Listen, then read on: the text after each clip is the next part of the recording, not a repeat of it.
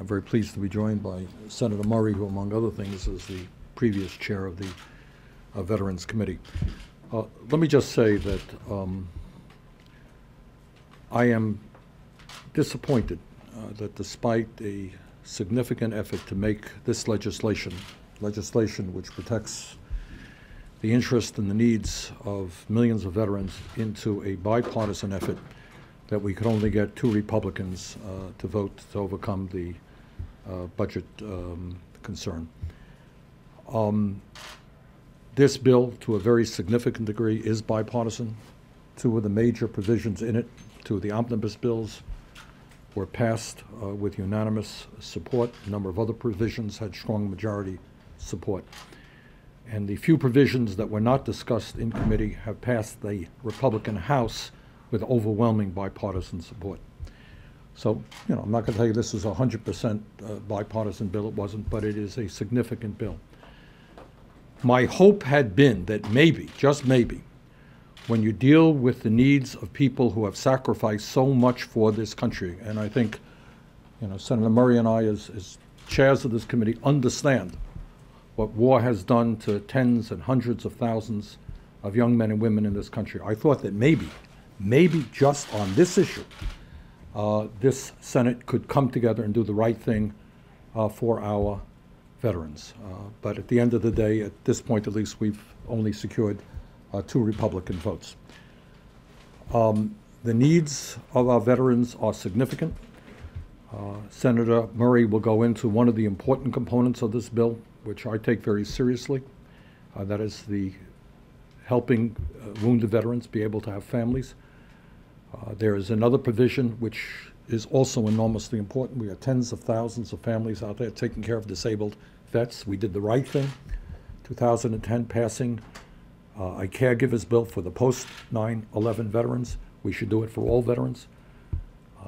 This legislation opens the door for some new veterans to access VA health care, to begin to get dental care. We build 27 new medical facilities that have long been in need. We do away with the cuts in COLAs completely for military retirees, including those who entered the service after January 2014, at a time when the economy is in rough shape and we want the young men and women coming home from Iraq and Afghanistan to be able to go out and get jobs, get their lives together. We do that. We deal with the issue of sexual assault. This, according to the veterans organizations, is the most comprehensive piece of veterans legislation introduced in many, many decades. And I want to take this opportunity to thank the American Legion, the VFW, the DAV, the Iraq-Afghanistan Veterans of America, Gold Star families, all of the veterans, dozens of veterans organizations who have supported this legislation. And I am going to keep going on this. We're not going to give up on our veterans. And at some point or another, we are going to pass this legislation. And let me just conclude by saying I honestly, and I mean this not from a political point of view, I really do have a hard time understanding how folks here in the Senate, some of my Republican colleagues, do not have the slightest hesitancy about voting for hundreds of billions of dollars in tax breaks for the wealthiest people in this country, for billionaires. Are not concerned that 1 out of 4 corporations in this country does not pay a nickel in taxes, federal income taxes, including some of the largest corporations in America. That's apparently okay. But when we need, over a 10-year period, $21 billion for our veterans, apparently that's just too much. Well, I urge them to go out and talk to the veterans and their families and see if that is too much. So we're going to keep up the fight, and I want to thank all of those people who have supported this effort. Thank you.